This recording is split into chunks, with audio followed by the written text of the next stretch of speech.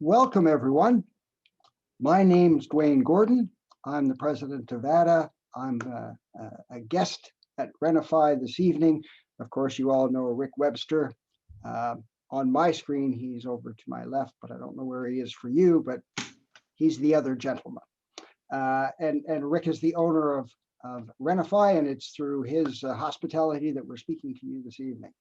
And of course, the attractive one in the room, Lynn Miner-Rosen, is joining us tonight, and she's the real expert. She's the brains behind this whole event this evening. Lynn Miner-Rosen is an ADHD coach and a career coach and an expert on combining the two, okay? Getting ADHDers great careers. She's ICF board credentialed. She's got qualifications without end. I won't go into all of them now, but she knows what she's talking about. She's helped hundreds, if not thousands, of ADHDers find careers that they love and that love them back. Is the way I like to think about it. That's kind of what you have to look for. And I guess my major qualification for being here is I was watching the questions in the Q&A before, and there were people asking, like, is it common to get bored with your job and just quit for no reason? And so as I'm here, because yes, that is common. I've done it, and so have many of my friends. Is it common to get fired from a job? Absolutely, yes, I've done that as well. Is it common not to be able to decide what it is you want to do and change careers like most people change summer jobs? Absolutely, been there, done that. So that's my qualification. I have a bunch of questions of my own to ask Lynn, because it's too late now, I just retired, but I'm going to ask the questions that I wish I had somebody like Lynn to ask when I was starting. So welcome, everyone. We're going to explore this ADHD career, I don't know what you would call it, subject in detail tonight. As we said, put your questions in the Q&A. That'll make it a lot easier for us to find them. We'll be looking at the questions, trying to answer them live rather than type back to you. That'll be a lot easier. And there's a bunch of questions that come in, that repeat questions that we are going to cover. So if I don't get to it right away, it's because I know that there's 2 or 3 that are going to be covered in one shot. So, but we'll get to your questions. Okay, Lynn, did I miss anything, and did I screw anything up? No, perfect. No? Okay. I'm so thrilled to be here. Perfect. Thank you so much for having me. I'm so glad to have you with us.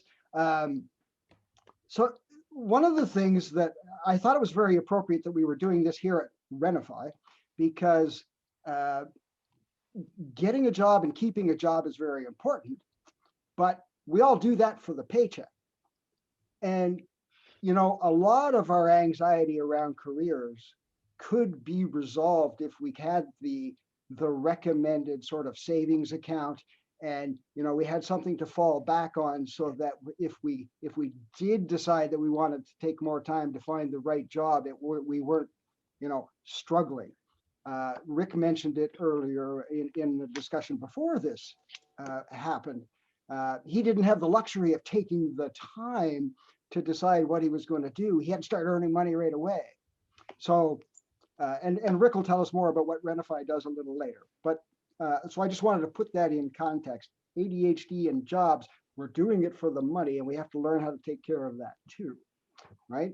Now, through this week, as this was coming up over at ADDA, we were getting questions, things ahead of time. Hey, are they going to talk about this, and are they going to talk about that? So guess what the first question was? What's the best job for an adult with ADHD? Everybody wants to know that. I did. Yeah, and I always, you know, when I hear that question, I think about, I kind of always go backwards, think about, why do people ask that question? I'm always asking questions back, as a coach does, right? Right. And it turns out that a lot of people, and everybody will relate to this, have faced stigma in their life because of ADHD and have been told while they're growing up, you can't do this, you can do that, you shouldn't do this, you shouldn't do that. And that's what we've been hearing. And we still hear it. We still have parents and teachers saying things like, you were terrible at math in middle and high school. You should not go for accounting. Right. And really, geometry has nothing to do with accounting. No, Or that's you very true. hear, I hear this all the time. I don't want a desk job. Well, now we all have desk jobs. We do. That And those that is are kind absolutely of true. I think there's a lot of limiting beliefs. And that's what's been getting in the way so long. I'd be willing to bet, and I'm just thinking back at all the people that I have heard somebody told them that they couldn't do this because of their ADHD. I would be willing to bet that over all the stories that I've heard, we can't do anything. Right.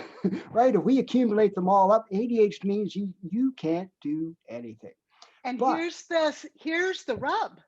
You can all do anything you want to do if you're willing to learn about it, learn about yourself, and work at it. You could do whatever you want to do. There's okay, very few jobs you can't do, and we'll talk about that. okay. So you may have Go ahead. solved a problem, but here's the thing. I think you just caused another. Okay. And there's a couple of people, at least three, that have this question. Okay. So if I can do anything and I want to do about 20 things, how do I decide? So how do we choose? How are we going to choose what we're going to do? That's the hardest question because we're so impulsive.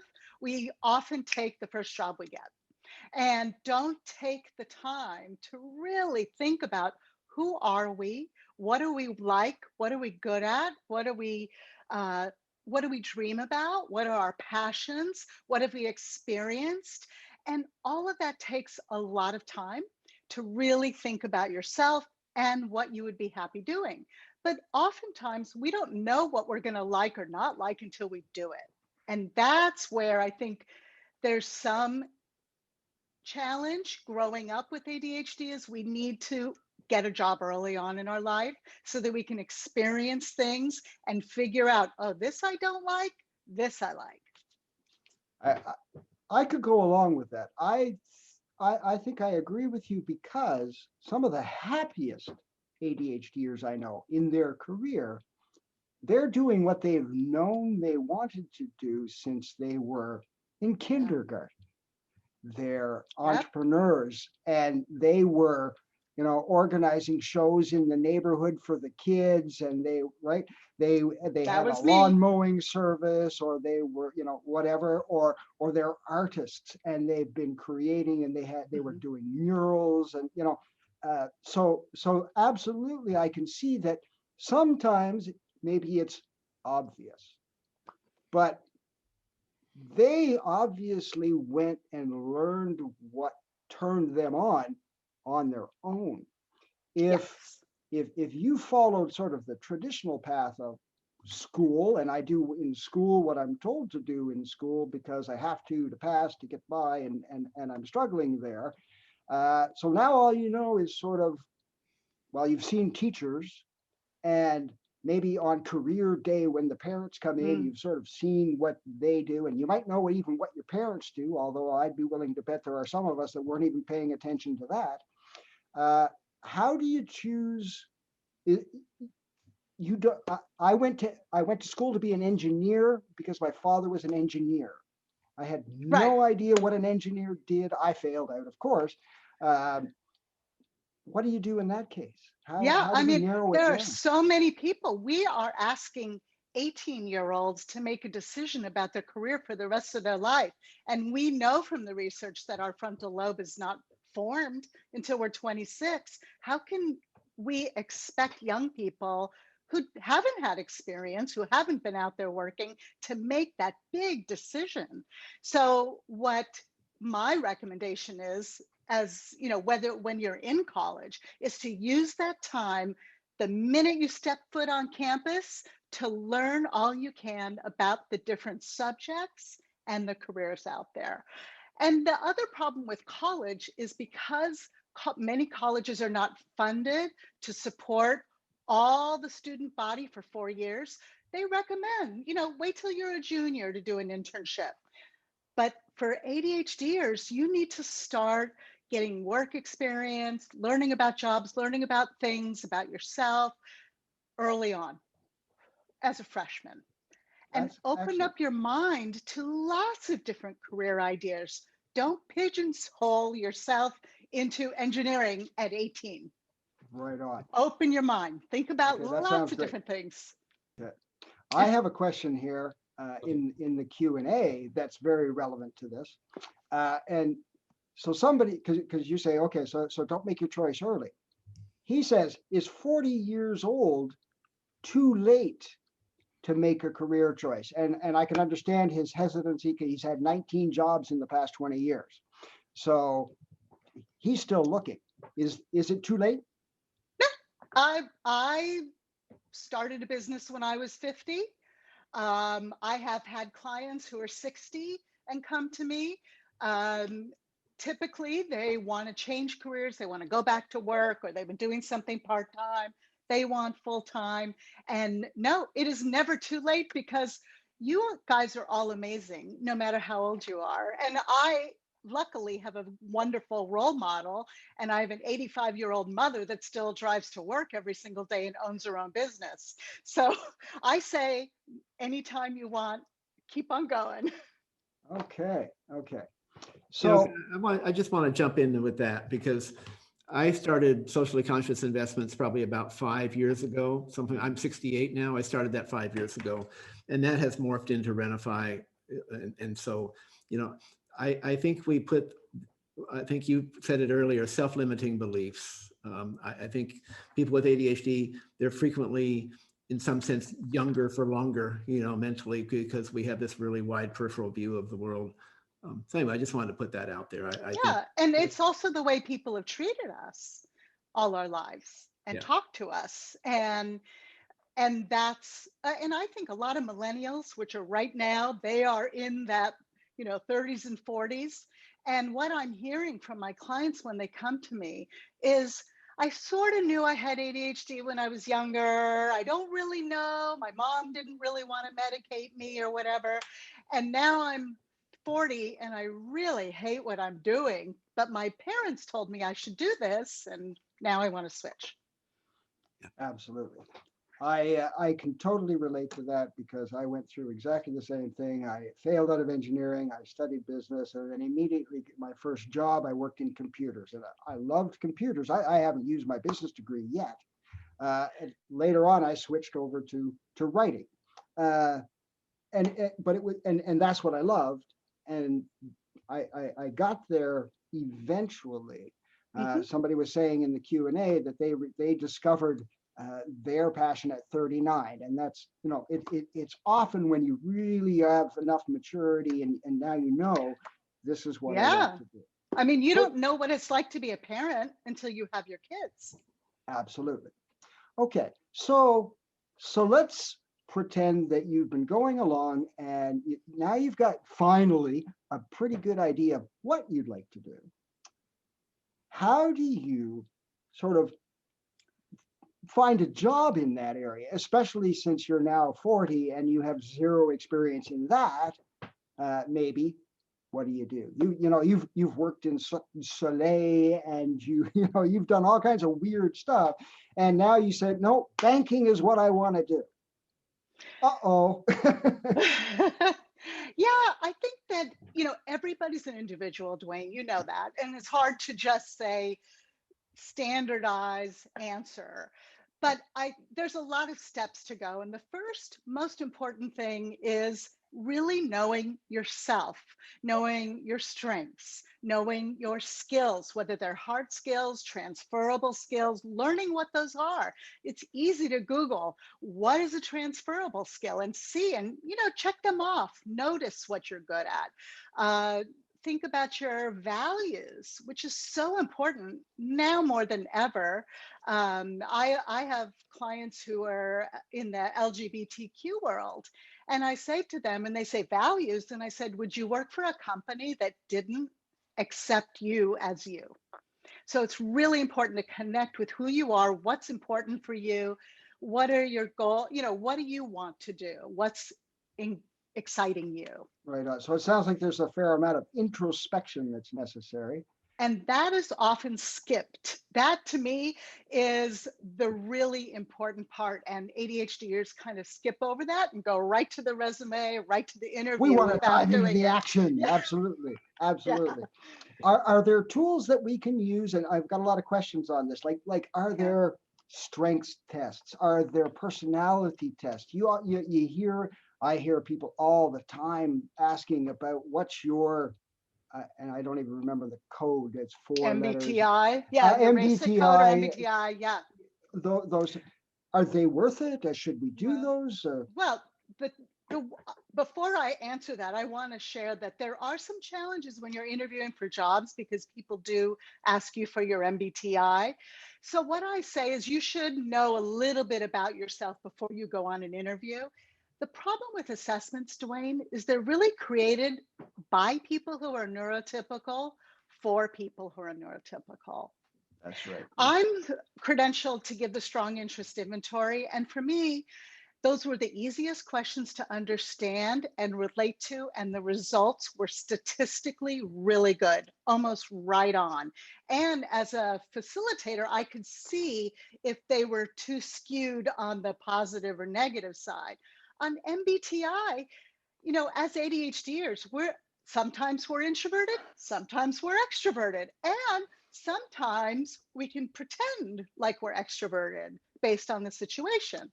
You've heard the word fawn. I hear that a lot lately, is one of our defense mechanisms. So if you go to an employer and they give you an MBTI and you come up introverted and they want an extroverted receptionist, right, it might be a challenge.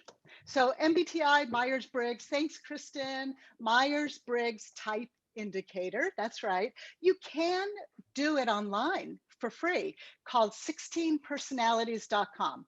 Ah, there you go. Okay. And the questions are much easier to understand. That's the other problem. The MBTI questions for an ADHDer are really kind of confusing at times. Right. So I prefer they do the 16 personalities, which is easier to understand and easier to understand the results. Okay. But I don't take a lot of seriousness. I think each assessment can bring us some knowledge about ourselves, but we can't lean on them as being a decision maker. They're just tools. They're fodder for your own. They're just tools. You've got to think through and say, well, does that make sense? And how does that play into? And remember when I was a kid and I just couldn't wait to go do that. Maybe that has some impact on my career. Okay, so I hear a lot of people take the strong interest inventory or whatever assessment, get the top 10 jobs that this computer spits out and go home and go, oh, what do they know about me? So that's just one little assessment. So don't take that list of jobs and take it and that's it. That's just one little part. Yeah. Don't forget about those. What were you calling them before? Transferable skills. Transferable skills. You can go in different industries. Tell me this, speaking of different industries. Okay, so we know that we can do anything, but are there industries we should avoid maybe? Like, are there better industries and worse industries? Not particularly jobs, but. My feeling overall is that you can do anything you want to do if that's what you really want to do and you're going to put the work into it and you can do it. There are limitations though, because of medication and sometimes because of our symptoms. Some of us have a hard time at night and because of whatever, we're taking our meds during the day and we crash at 5 and that's it. And so we have to notice what our limitations are, and everybody has different ones. But there are certain jobs that you will not be able to get if you're on ADHD meds and you need those meds, because some have mild ADHD that can probably get by without it. I mean, I got by my first 55 years without it. Right. But it's really the one job that I would say is probably you couldn't do is a commercial airline pilot. You could not do that with ADHD meds. Probably police officer, fire department, law enforcement would be a big challenge if you really rely on your meds, and that's a personal thing, how you can function without Right. them, if you can. Well, I wrote off 4 cars before I was diagnosed and started Ah, taking meds, so I very good. probably shouldn't be a pilot. Well, that's part of why the research is showing that untreated ADHD will cut your life short because you're driving impulsively Oh, absolutely, absolutely. and making Okay, impulsive choices. yeah, for sure. Okay. Okay, so let's say, I've done maybe some of these tests. I've done a lot of thinking. I've tried 19 jobs in the last 20 years. I'm starting maybe to get a hand. Well, at least I know what I don't want to do. Once I've narrowed it down to, okay, I want to be a writer. What really interests me is nonfiction sort of. I like that. I don't like making stuff up, but I like describing whatever. How do I go from there to where? How do I make money doing this? How do I Oh get a boy, job? that's a big question. There's a lot of things to do in Right, between that. It's hard to like give you exact step by step, but then if you're looking for a job, a lot of people are going on these online Indeed, Glassdoor, and applying online. right. Not a good thing. Nobody's going to get a job that way. In Except that fact, one guy that they use in the commercial. That the one he guy was in the the only one. commercial, and many of you out there might not realize, but it's called an ATS, an applicant tracking system that they use. And a lot of companies use it as well.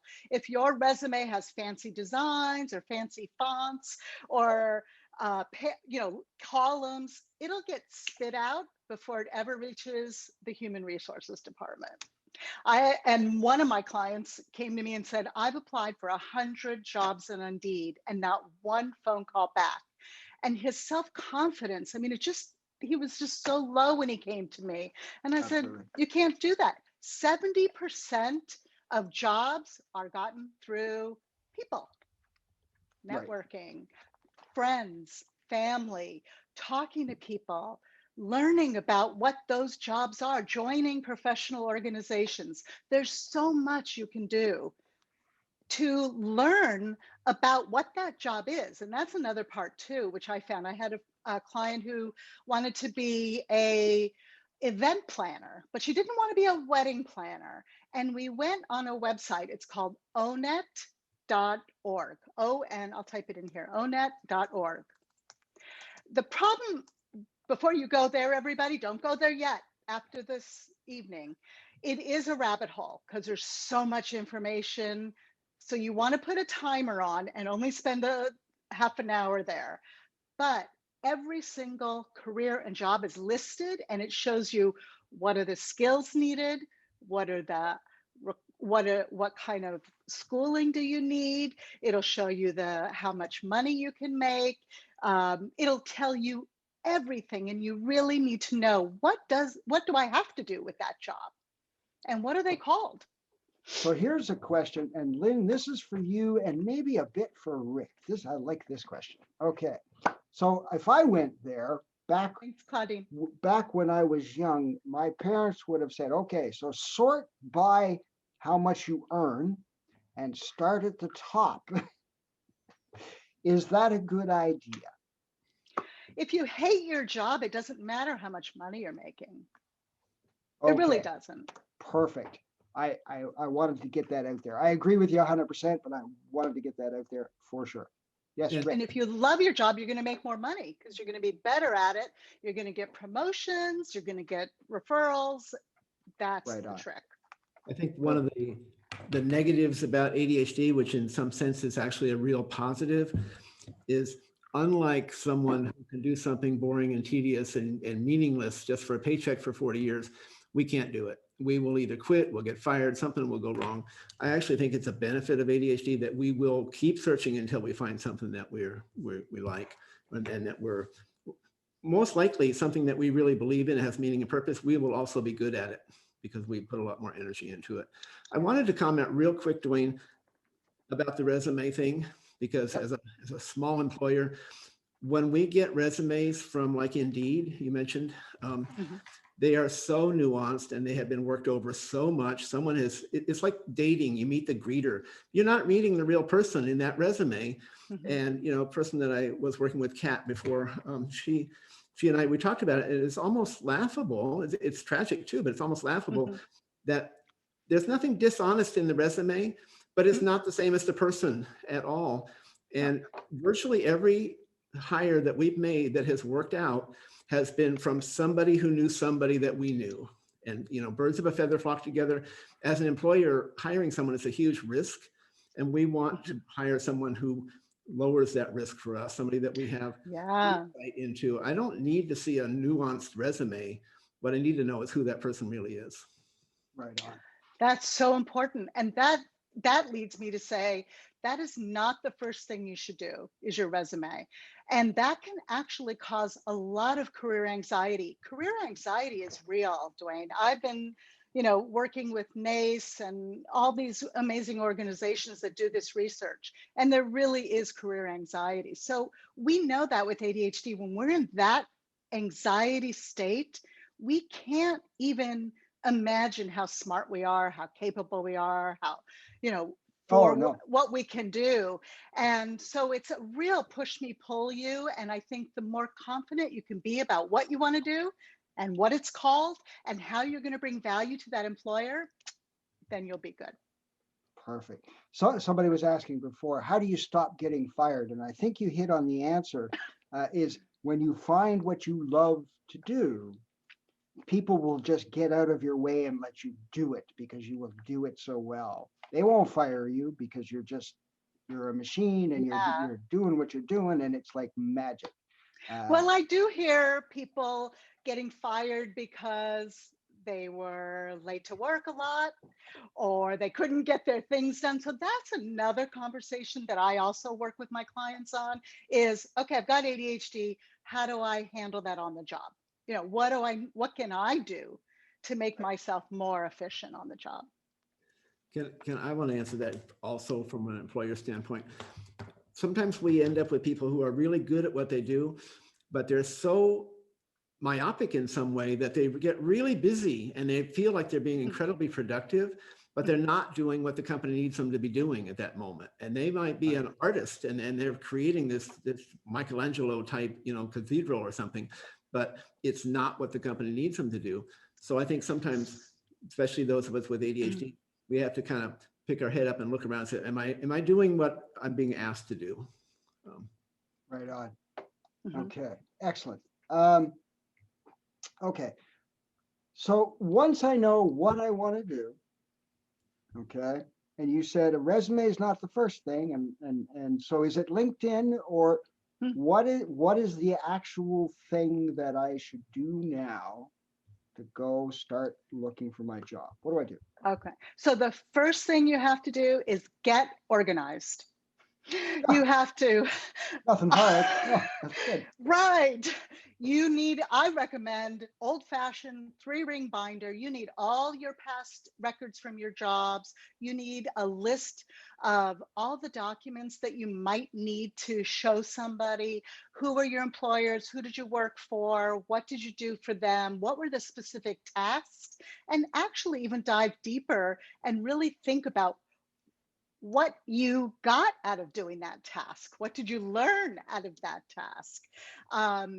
You want to have everything in the binder. You want all your contacts in the binder. So you want to get organized. That's the biggest thing. I'll see people say, I have to do my resume. I don't know where all that information is. It's on my computer, it's in a folder, it's in a notebook. That's the first thing. Get it all together. And the reason why I say a binder is because, if you put it all on the computer, what if your computer crashes? You have none of that stuff. Also, with ADHD, we'd love to write and cut and be creative and post-it notes, which is really good. And the other thing is, right now, we're doing a lot of interviews online. And you cannot go on an interview and start looking at your phone. No. Or typing. Right. So, Okay. and you don't realize that that's a big issue until you're there. So what I'm telling you is put it in a binder so it's right out in front of you and you can take notes, you can look at your papers, because we do get anxiety. We forget the history, our history. It's nerve-wracking, right? Yeah. So you want to have your notes in front of you and not on the computer and not on your phone. Okay. So that's the first thing. So I gather this stuff, and of course, this is going to take time. And I'm probably going to find stuff later that I didn't even remember that I had. And how many times has it happened to me that I've been talking to somebody and they'll say, "Do you remember when we did that course?" And I'm like, "Oh, no, I didn't. Oh," and I got to go back and add, right? Mm-hmm. So or you meet somebody and they say, "Send me your resume." Yes. Yeah. Exactly. You're not ready, right? You have to be ready. You have to be ready. Yeah. Go ahead, Rick. And Rick has a question. Yeah, I see a couple of comments in there in the chat side about anxiety and such. And it's certainly not an infomercial, but I just want to point out that ADDA has got some groups that talk about these kind of things. And I think one of the biggest antidotes to mispronounced word, to anxiety is practice. And if you get in these support groups, you can float ideas where you're not going to miss out on the job if someone doesn't like what you said. You can float the ideas, you can practice them, even if you practice in front of a mirror later. When you go into your job interview, you're regurgitating things you've already been through 5 times, and that lowers anxiety. If you know what you're going to say, you don't need to be as anxious about it. Yeah. And I think that's a big problem, because I don't think people are spending enough time preparing themselves. Yeah, absolutely. As a matter of fact, I'm going to post in the chat right now something that's going to be starting at ADDA in 2 weeks. I think it starts February the 15th. We have the ADDA Job Seekers Club, and it's kind of a support group, but it's more of a workshop, a limited term. And it's actually, Lynn is leading it herself, and it's lots of opportunities to practice and the time to gather all of this stuff and ask all those questions. So if you're not an ADDA member yet, $5 a month, get over there, sign up and learn from this woman for, 8 weeks you guys are running it, or 12? Anyway. 11 or 12. We'll have 11 or 12. Yeah. Melissa is the knowledgeable one for sure. Absolutely. But I put the link in there. You can go check out the dates and the times and everything. So all the details are there. Okay, perfect. Thank you. I have a quick question here. You talked about the strong interest. What's the name of it exactly? So it's called the Strong Interest Inventory. And what it does is it uses the Holland Code. I don't know if you've ever heard of this. Some of you have. I actually have a picture of the Holland Code, which is a scale we call the RACIC scale that actually looks at your interests. And what it does, it compares your interests to other people who have the same interests and then tells you what jobs they have. Does it tell you what jobs they like? There are parts of it that go into more detail, and it shows you, this would be a strength, an area of interest, and this is not. I had an example. I had a client come to me. My mom told me I should be a police officer. So I went to college to study criminal investigating and whatever, graduated from college and could not get a job as a police officer for whatever reason. Right. And we started doing this, and it turned out he was really into, managing restaurants and hostessing and putting on big events. He didn't even fit in interests to being a police officer. But his Wow. mom was determined. He had already done his 4 years of college, and That's what you're going to do. that happens Yep. a lot. Yep. Yeah. Okay. Okay. So, I've got, maybe it was because all of his experience was in restaurants and he was applying for a job as a police officer. Or maybe his interest is so varied, like the gentleman here who had 19 jobs in the last 20 years. And if he's Yeah. starting to gather together all of his stuff to prepare his resume, be ready with his LinkedIn page and all that, 19 jobs in 20 years. How do you put that on your LinkedIn page? What can you be selective? If you leave blanks, they always tell you, you can't leave a blank because that looks like you were in prison. Actually, I have some good news for you. During COVID, if you lost an internship because of COVID or a job because of COVID, you can put that on your resume. That's a Okay. great tip for tonight. There But you go. going back to that, no, resume should be one page, brief, list the things that you did in that job and the skills you had and the month and the year that you started and the month and the year that you ended. That's your resume. That's the first step. Then LinkedIn is amazing, wonderful, underutilized for sure. It is absolutely the best place to network, to learn about jobs, to join organizations and learn about them. Every career has an organization.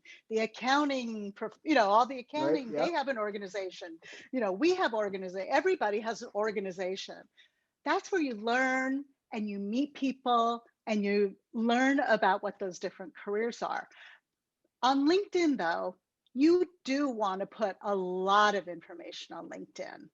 Don't worry about the blanks so much. Don't get hung up on that, because what you really want to do is make that connection so you can get the interview and show the employer why you're the best person for the job. Right. Okay. I know that in my industry, and it got to be a joke in our city. And I live in Montreal. There's 2 million people here. But as you moved around from company to company, you ran into the same people because they were all just poached from each other. And we were all on LinkedIn and we all knew each other, and you went around. So it's obviously got a lot to do with who you know and meeting people. And then, and I hear a lot of people talking about building your brand. What are you known for? Because when people are looking for you, they look for you for something. Right. And the brand is not like, I think a lot of people think when they hear brand, they think like the logo for Renify, I have to have a brand. It's really not about that. It's having clarity on, the things that you're interested in, that you want to do, that you're curious about, that you're good at. That's your brand. And you also, on LinkedIn, there's a headline, and you want to make sure that your headline is super clear and up to date, and your picture, because your brand is you and first impressions are everything. Okay. The picture on LinkedIn bias is so strong in this world.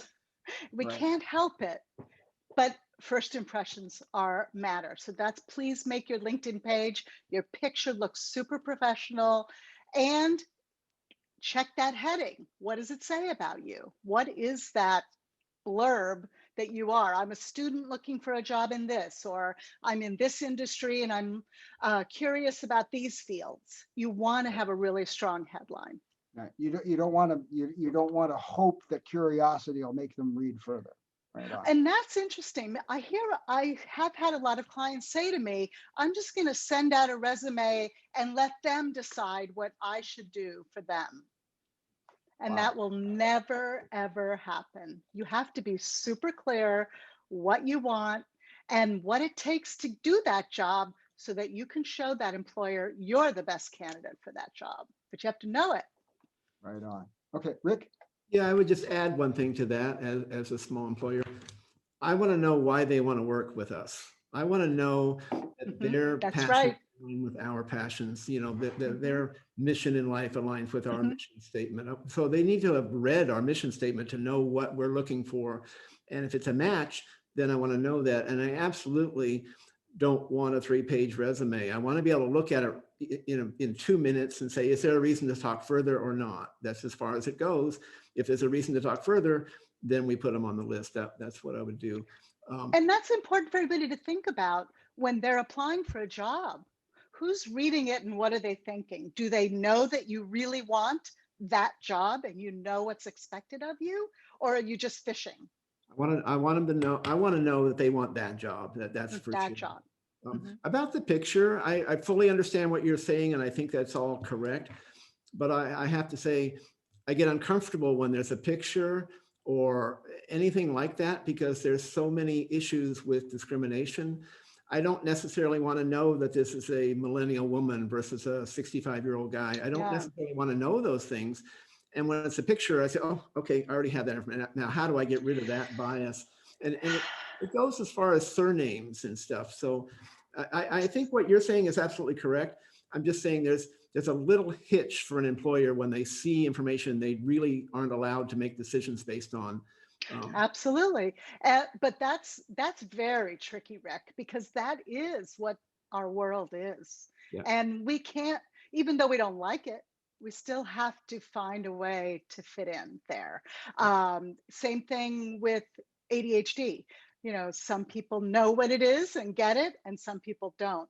But unfortunately, employers want to see who they're hiring. Sure. And they want to know what that person looks like. Absolutely. And that's just, I think even when you go to work at the first Zoom meeting, they want to know they're talking to the right guy. If you don't have a picture up there, you're missing out. People are going next, and that's just the way the world is right now. And I totally agree with you. I'm just saying there's a little hitch on the other side that there's a lot issues that pop up. But no, I want to know who I'm hiring, and I try really hard to get past any biases that I might have. But we all do have them. Oh, for sure. No doubt. And you never really know who you're interviewing with. So there might be people that, don't care in the same company as somebody who does. Right. Yeah, sure. Well, and I will say that, and then I'll shut up. But I actually don't care. I don't care whether it's male, female. I don't care about racial stuff. I don't really care about any of that. I care about whether they want to work with us, if their mission in life aligns with us, and if their skill set fits what we're looking for. That's really all I want to see. And that is really the most important work that everybody should be doing, Rick, is really learning about what those jobs entail, what they're called, what's the lingo they're using in that industry, and be prepared to show that employer why you're the perfect person. That sounds like a lot of research. Like if I wanted to apply for a job with Rick, I have to do my research, and I got to talk to the people in his support group that he led for years. And I would go talk to the president of CHAD because Rick was on the board and I want to know about him there. And, so there are a lot of people that, I can stalk you pretty good, Rick, if I wanted to, right? And figure out there's this position available. How could I, and how can I make sure that he's going to understand that my skills and my goal in life aligns with what he's looking for in his company. So the research sounds to be, it's going to be a key. There's a lot and of that can scare a lot of people, Duane. I mean, you say research and whoa, I have ADHD, I can't do that. And so we have to call it homework, prep work, whatever you want to call it. And it's the same thing for anything. If we go on a vacation, how much time do you spend looking for a hotel? Which room? How are we going to get there? Are we taking a plane? Are we driving? How long are we going to stay? How much is the airline? We check every airline to see how much it is. But people don't spend that much time thinking about their career. How many of you have gotten obsessed about something before and investigated every aspect of, and that had no meaning in your life whatsoever? I could probably build you a solar panel because one time I got just totally immersed in it. So we got to get Go ahead. people immersed on learning about whatever career, whatever job. If you really know that and you walk into an interview, you're going to also appear more confident. Somebody had put a question about imposter syndrome. Yeah. And that's ADHD is all about negatives and flipping it to a positive. So you can say imposter syndrome is a negative. I say act as if you work there already. There you go. And be proud. We got two hands up. I want to get to them. One of them's been up for a little while, but I just wanted to add to what Duane said about work. Being the president of ADDA, that's pretty impressive, right? So that would really impress me as an employer. But what would really seal the deal is for him to come to me and say, you know what? I know Pat Hudak really well, who happens to be the president right now, and I know her. If he's in tight with her, and I think she's great, I'm very likely to say, yeah, absolutely, I want to talk to this guy.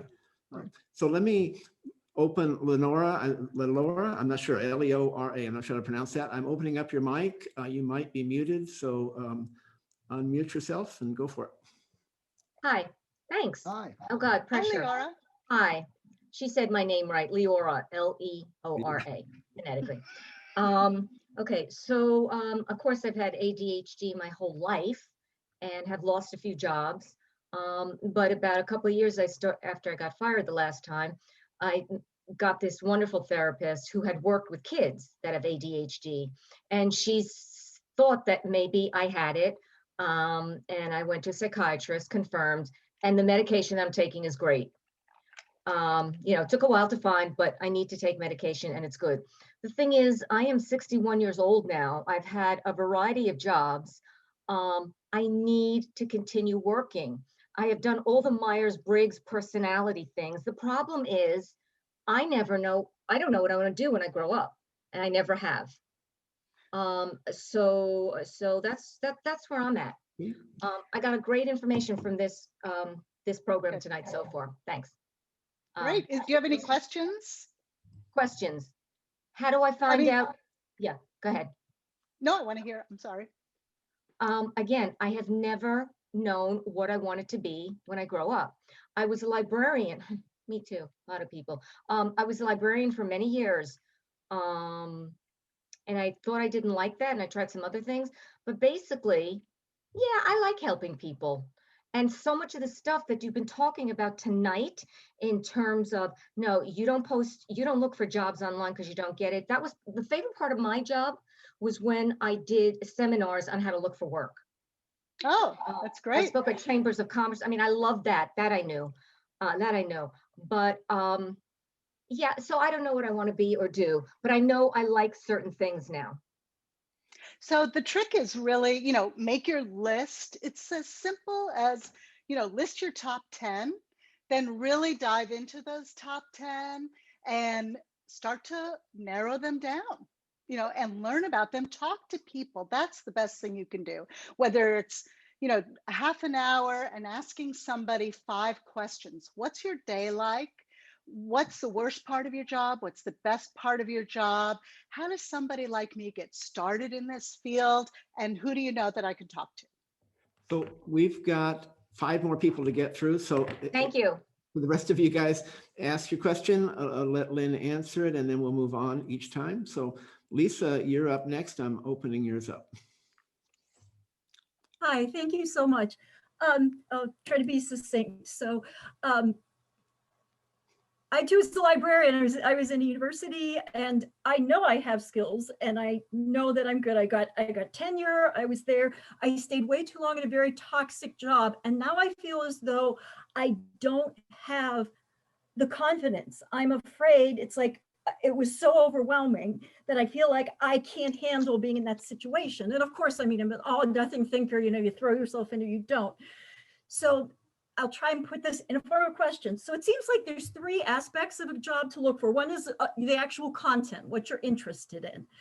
Another might be how you are at work. Do you move around a lot? Are you, at a desk? Do your values mix with the company's values? But when I was told before I quit, I was like, people were telling me, oh, there's bad people everywhere. How do you assess a culture? How do you know whether or not, like I liked what I was doing? It turned out that there ended up being more sitting, so that wasn't good. But if I were in a different environment where people actually worked together and not against each other, or where people were supportive and not denigrative, if that's a word, you know, and I know that I have been to job interviews where that has been readily apparent, but I've been to others where it just happens. And so how do you, because my goal, having been in a job where, you know, you're just desperate to get any job, I'm now looking for something, I don't know what it is, where not only are my interests and how I work and how I prefer to exist mesh, but that my desire, I like to work alone, but I like to work in a group, and I like to bring everybody together with me. I want everyone on board. I want to make sure that you're included. I want to bring us all up. How do I navigate that? Well, Very good. that's the step that everybody needs to take. And thank you so much for that question. And that's what I think is really, really important. And you can do this online, really learn about yourself, whether it's using an assessment or reading a book or whatever it is. Learn what skills are needed for that job, and if those are skills you match you. Learn, you can also, I suggest networking is really the best thing to do, and not networking where you're going to networking meetings and shaking hands. I'm talking about calling a friend and saying, do you know anybody that's a lawyer that I can talk to, because I want to find out more about that job, or I want to see what Susie's doing. Can I, you know, can you give her my email so I can talk to her on the phone or ask her some questions online? It's really about, you know, learning what's out there and what's a good fit. And it takes time. You might have to work with a coach or, you know, ADDA or, you know, whatever. Okay. So Can I interject something, Rick, just quickly? Yes. There's two things. Number one, ADDA or volunteering anywhere is a Anywhere. really good place. Number one, to practice trying new stuff. That's where I actually Absolutely. learned to become a writer and thought that I would be Mhm. could make it as a writer. And number two, we have oodles of other people that you could network with.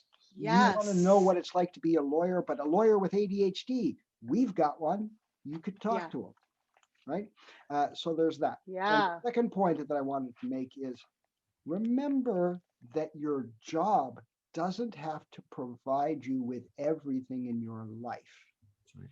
So if you like to be like I like to paint, so I paint evenings and weekends, and I travel around and I exhibit those, and I exhibit in galleries, and then I go to my day job during the day. Oh, and by the way, in my spare time, I'm president of ADDA.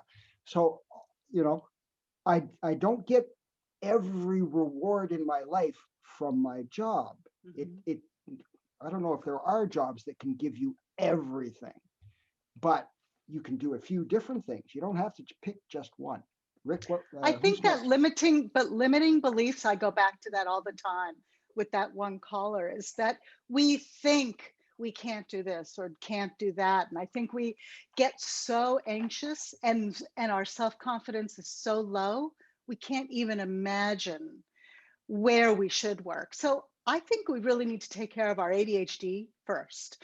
You know, make sure you're taking care of that, whether it's getting out and exercising, especially now with COVID. Get outside, take a walk, drink water, eat right, be physical. You have to be really healthy and feel good so you can feel good about yourself and build up your self-confidence, because you can do whatever you want to do. You just have to find what that match is, and it takes time. Right on. And I think getting past limiting beliefs, a lot of things like ADDA really help with that, because you're in support clinic type groups and you're talking to other people, and you kind of get out of your own bubble and get feedback from other people. I mean, Yeah. some limiting beliefs are probably correct, but other ones are not. Some of them are just kind of made up.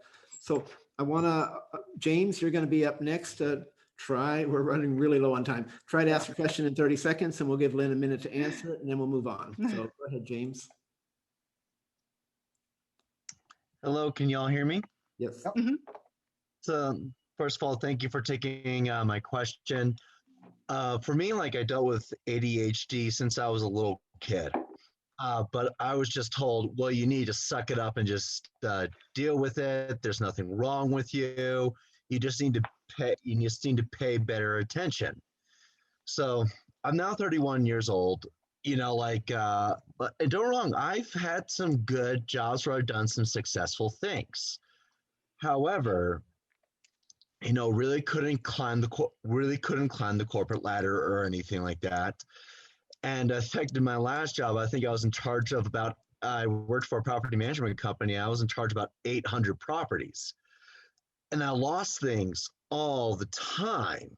And like people were like, "Well, why aren't you listening? Why aren't you communicating?" And then I'll just say it. I'll use appropriate language, but I I got so mad, you know, because everyone was saying you're not listening, and I was just like, I am listening, I am giving everything I have. That I threw my pen at my desk and I said, I blanking hate this job. Long story short, I got in a lot of trouble for that. So, you know, and like, you know, I take responsibility for my actions. You know, what I said was wrong. There's no excuse for that. But when I went to a psychologist, actually this last week, I told him about one of my problems. He's like, "Did you have? Well, could we test you for ADHD?" Then I was like, "Well, my parents said I got tested in elementary school and decided not to do anything about it." So That's last right. week, I got on medication, and it has already made the difference in my life, a huge difference. And now I'm kind of looking to get back into that part-time job basis. How do I address the issue of someone looks at me and says, "Why have you been job hopping?" And like, other than like, well, I've had ADHD for these many years. I didn't know I had it. So Yeah. a good response to that. Hey, you know, like this is where I was at. Here's how I address the problem. Go ahead, Lynn. So, one of the biggest tips I can give all of you is don't tell anybody on an interview of ADHD. Please, please don't. I know that there are probably employers that want you to tell them and think you should tell them. And I know there's a lot of people that don't have ADHD, but they'll tell you, yeah, just tell to somebody. Legally, you don't have to tell them. Here's the thing, ADHD is you can still do the job. It shouldn't matter about your ADHD. We, as people who have ADHD, have to learn how to manage it, whether it's meds or diet or sleep. That's what we're here for. That's what ADDA does. That's what Chad does. Helps people learn how to manage their life with ADHD. But it does not define who you are at all. And like I said, I've had ADHD my whole life and made a lot of mistakes and had a lot of problems with employers, but I didn't tell them. I didn't have a reason why, it just happened. So you don't have to say anything. Yeah, I really want to add to that too. I don't even want to hear it as an employer. I don't want to hear about ADHD or anxiety, depression, any of this other stuff, because it sounds like you're wearing it on your sleeve and you're trying to kind of make up for not having something else, right? It's perfectly okay with me though, if you say, you know, I'm highly distractible. I'm really good at what I do, but I'm highly distractible. Don't put me on Grand Central Station by the receptionist desk. Put me back, you know, in the back somewhere. Give me a quiet desk. I'm perfect. Right. That I know is a person who wants to do a good job for us. That's right. And so I want to hear that. And, you know, and besides, true. trust me, if you have ADHD, I'm going to know it. Trust me. And that's the thing too, by bringing it up, you're bringing on yourself possible misunderstanding from other people. Absolutely. I tell that to everybody, Rick. If you have need to wear a headset at work, tell the boss I would be a much better employee if I could just have 2 hours of quiet time because I get distracted. You don't have to say because of ADHD. You can just say, this would help me a lot to be a better employee. And everybody in this room, there's a couple hundred of us here, has a different idea of what ADHD is. So when That's you tell right. someone you have ADHD, you have no idea what they're thinking. Absolutely. They think you're Dennis the Menace or something. You know, they don't know, right? So tell them the things they need to know, not the diagnosis. Are you distractible? And there is so much stigma still. You know, there's so much misunderstanding. I see it on the internet every day. So much misunderstanding. And so you don't know who that employer is or what their experiences are. So we're going to go to Misted Forest next. Take 30 seconds to ask your question, let Lynn answer it.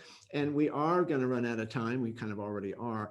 So I just want to let you know, and Duane, you can take a deeper dive on this, but Lynn's going to be over on ADDA. And ADDA, you know, Duane didn't make a big deal of this, but it's $50 a year or $5. It's a rounding error on your income. I can't imagine, you know, I belong to ADDA and Chad both. And, you know, for the amount of money they are, it's like, it's a cup of coffee or something. I don't know, but they're good. So I know there's a lot of questions. I see 74 open questions in the queue. Wow. We got This through is 25, exciting. 74. So it was impossible to do in an hour, but just visit them over on ADDA, which is what, ADD.org. Easy enough to find. So Yeah. ADD.org, and I'm going to put in the chat right now a link for 2 free months membership right away. So it's ADD.org/gift. Yep. And don't forget about us here at Renify. But anyway, I'm going to open it up Absolutely. for Misted at Forest. And can I give a little plug also? Absolutely. Sorry, let me just chime in. Panelists, make sure you guys are selecting panelists and attendees so that they all get the message. Oh yeah, Duane, she's calling you out. Oh, Oh, it's kind of not called out. And if you want to reach me, I'm LMR Coaching, but more than that, I started ADHD Job Squad this year. So if you want to, on your cell phone, type in the number 1-833-232-2230. And actually, I forgot to give you what you need to put in there. You need to put in ADHD coach to 1-833-232-2230. I left that off. So ADHD coach, put it in there. It's just going to ask your name and email, and we'll stay in touch.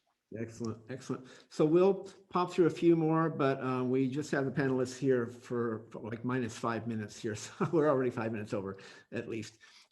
So yeah, I'm going to open up for Misted Forest there. So your turn to talk. Try to get your question in 30 seconds. And you're muted. Hi, can you hear me? Hi. Yes. Yeah. Thanks for taking my question. So my question is for people who are entrepreneurs or creating their own business, but they're just not making enough yet. So I need to find a job to supplement. I am a neurodiversity mindfulness yoga teacher, and I've rebranded into that. I have plenty of students who really like what I do. I have done all the marketing, but I'm just not quite making enough yet to really survive on. And unfortunately, because of COVID, you know, I can't teach at a gym anymore. I can't teach at a yoga studio anymore. And most of my work experience has been modeling, yoga, fitness. None of those jobs are available right now.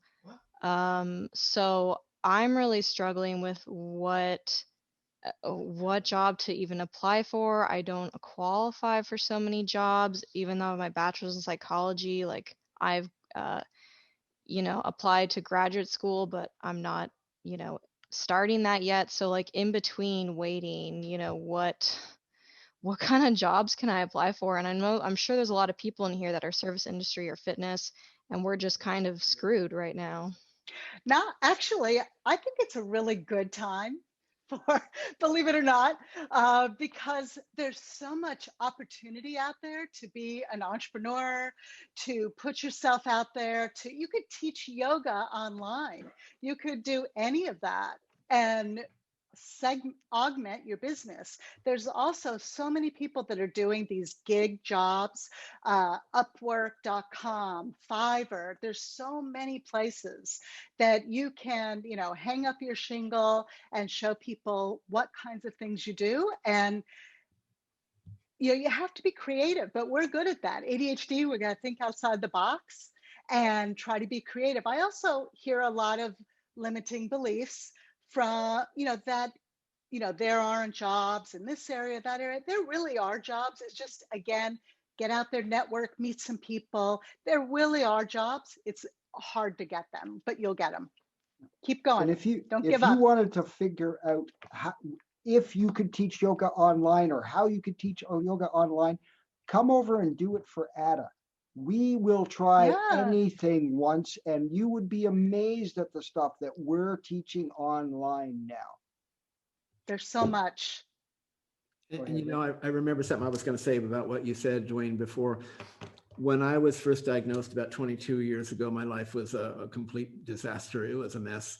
And volunteering at that time with Chad, very similar in some ways to ADDA, was probably one of the best things I did. You know, in terms of kind of spiraling up instead of spiraling down. You know, you can go down into a depression, or you can reach out to people and think of the world as something hard. in yourself.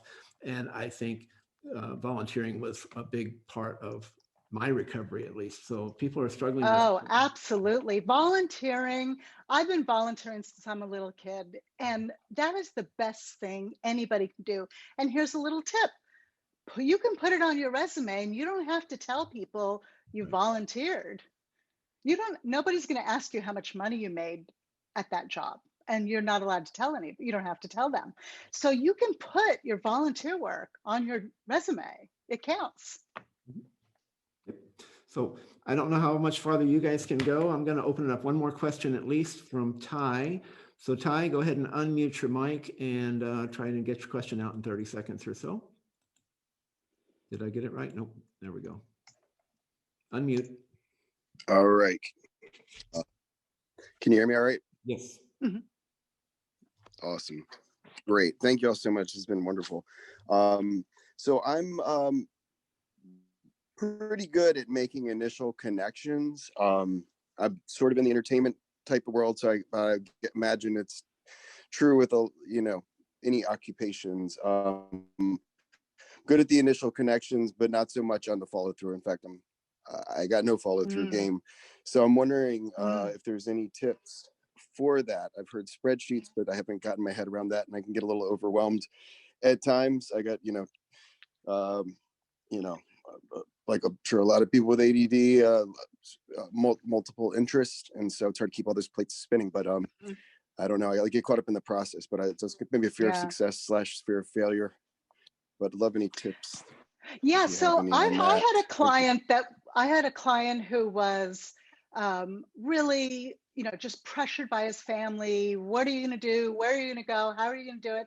And the minute he put that binder together and started, even if you do a simple spreadsheet and you could actually write it, you could just put it on notebook paper and just make columns, of names, phone numbers, emails, jobs, and just start reaching out to people. But get it all together in one place, whether it's a Google Doc. I also like OneNote or Evernote. You want to keep that all together so you don't spiral out of that and you keep focused on what you want to do. Also, use your ADHD tips and set a timer, put a schedule in your calendar. And I think that a lot of people don't do that, is set aside time in your day to look for a job or to apply or to look for careers. I always say it could be a full-time job to look for a job. You have to put skin in the game. You have to put time into it, and set your, say at 10 o'clock to 11 o'clock every day, I'm going to work on this. So you don't, feel that you're not accomplishing anything. I heard once. Make it a priority, right? Yeah, it is a priority. It's really a big thing. Yeah, I don't usually listen to Dr. Phil, but one of the things I just happened to hear from him, and I think he's fine, but something he said just made 100% sense to me. And he says, if you're not working, then your job is to find work, if you're looking for work. Yeah. And if you're going to be working 40 hours a week somewhere, why not put 40 hours a week into looking for a job? Because a lot of people, they shoot out 500 resumes on Indeed or whatever it happens to be, and then they sit back and wait. And I think being proactive is really important. And I'll tell you, I posted, proactive is something we look for. We want proactive people. I posted a statistic. I'm sorry to interrupt you. I posted a statistic. 80% of jobs are not posted online. That's right. Wow. So you have to be a super sleuth. You have to go to the websites. You have to look really small writing that says jobs available. You have to know people, and people often, they might not have a job today, but they might have it tomorrow. You want to connect with them and let them know that if something opens up, I'm available. I know that at our company, we often hired people before the job ever got posted because That's right. we needed somebody and we were thinking, well, what do we need? And somebody would show up Yeah. and we want them, and we're going to adjust the job so that we get them. That's And right. then eventually it would show up, but the position's already filled. Right? So here's the thing, you have to tell people that you're looking for a job. I have a client that he was on his way to get his hair cut. And I said, tell the person who's cutting your hair, because he lived in a small town. So the person who was cutting his hair said, what do you do? And he said, oh, I'm looking for a job in this area. Sure enough, her brother worked at the company that he wanted to work at. There you So go. Yeah. tell everybody you're looking for something and this is what you're looking for. And along with what Duane just said, sometimes jobs don't even exist until you see the right person for that job. And you say, oh my gosh, I want that person on our team. Let's make a place for them. Let's, we can see things that they can do. So some jobs you may get simply by asking. You say, I see what you're doing. I really would love to be on your team for a variety of reasons. And this is what I think I can do for you guys.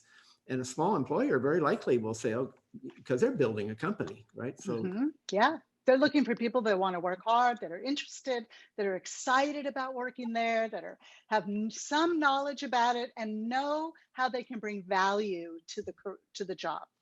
Yep. Okay. So, Rick, before Right. we run out of time, there was one question in there that I saw. People want to know, first of all, what does Renify stand for? And tell them what you do. We've been talking all about us, but Yeah. you're the host. well, we do stuff like this. Actually, we bring people in that really know what they're talking about, that can add value. Renify, it's interesting. This company actually started as socially conscious investments, and we morphed into this for a variety of reasons, which is an ADHD strength, by the way. If you think, we don't want to be fixed and dilated, right? Our ability to shift on a dime is really important. We have to rein that in sometimes, but I think it's really important. But Renify, it stands for Renaissance Financial. I have a real estate background, so it appealed to me also in terms of renovate. We're renovating financial situations. And we started off teaching about financial literacy from the real estate field, and it was really good. And we decided to just focus in on financial literacy. And then what we found out is we got a lot of traction in the ADHD community, partly because of my background and because people with ADHD have more financial difficulties than most. According to Barclay, 61% of us at any given time. Mm-hmm. So we delved into that. And then we realized that, wow, this is a lot bigger than financial. It is financial, but there's all kinds of things that lead into this unfocused attention, this inability to stick with things for a long period of time. And I hesitate to say inability because we can do it once we find what we're really passionate about. Nothing stops us.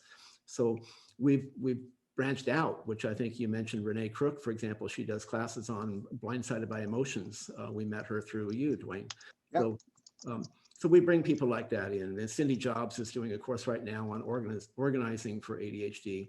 So that's what we do. We have a goal of providing 10x value, which a lot of internet companies have, which means for your $20 a month, we're hoping that you feel it's worth $200 a month. So not that you would pay us for that, but we're hoping that we're worth that to you.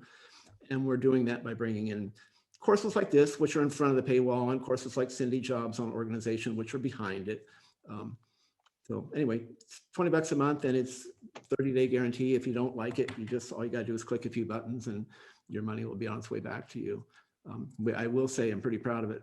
In the beginning, everybody has a high churn rate, but we have a very low churn rate at this point. People are pretty happy with what they get from us. So anyway, give us a try. That's what we're about. Yeah, and people really need it, financial assistance. I mean, this is same thing with career. This is an area that has not really been explored much in the ADHD world. And, you know, I think it's going to be hugely important that You people mentioned, understand who they are and what they need to do. you mentioned ADHD shortens life expectancy, which is clear. Russell Barkley, I think. Dr. Barkley, yeah, Yeah. I was there front row when he said it. What dovetails into that Shocked. exactly is financial literacy. Financial, if you look at the average life expectancy in this country of 78, for people who financially struggle over a long period of time, and a lot of those people have ADHD, it's 12 years shorter, which, since it's an average, people who don't struggle, it's 12 years longer. It's a 24-year spread, literally. And so we look at it, Renify is, I think, kind of based on Maslow's hierarchy of needs. Money stability is second on that pyramid. All the good stuff's above that. You can't be emotionally available to your kids if you're worried about someone knocking on the door with an eviction notice. That's very true. It's a deficiency need. You don't need millions of dollars. You just need to be stable with your money. Just like you don't need hundreds of gallons of water. You just have to know that water is available on the tap, right? It's a deficiency need. And once you get past those, all the good stuff is in the higher levels. So that's what we're based on. Yep. Perfect. Are we done, or are we going through all those hands? I don't think we can make it through them all. There's a lot of questions. Yeah, and the hands they're growing faster than you guys are clicking them off. Yeah. Oh my. I think what we should do, I don't know if we want to do a follow-up at this at some point, but I can tell everybody in the audience there, you can find Lynn and Duane on ADD.org and ask them there, just take the questions you have here, copy them if you want, and paste them into the chat window the next time you're at a ADDA event. So yeah. I'm sure they're available. And, I can, if you want to reach me, I'm at info@ADHD Job Squad. If that helps, I can type it in there. Yeah, type that in. Yep. ADHD Job Squad. And everybody, unless I'm mistaken, you can click on the three little buttons next to where it says panelists and all attendees. You can click on that and open up a menu. It should say save chat, and then you can save the chat. I could be wrong. I know it gets disabled and I'm a panelist, so maybe I'm wrong.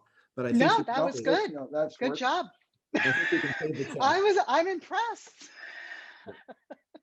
Yep. So yeah, I apologize to all the hands that have not gotten answered, but I do think I think we were a 45-minute thing, so we are what? We're 35 minutes over. Not uncommon with ADHD. Wow, went so fast. It was so much fun. It was fun. Yeah. Lynn, thank you very much for making us look good. My pleasure. All right, guys. I apologize for keeping everybody over. Hopefully you guys really enjoyed this. And Lynn and Duane, thanks for coming on. This is Thank you. Thanks for having us. It's Thanks. Really we hope great. to see you over at ADDA. Well, we know we'll see you, Rick, for sure. You'll see And me. me. You'll see me. That's right. All Bye, right, guys. everyone. Good Gonna night close now. down, but Good thank you night.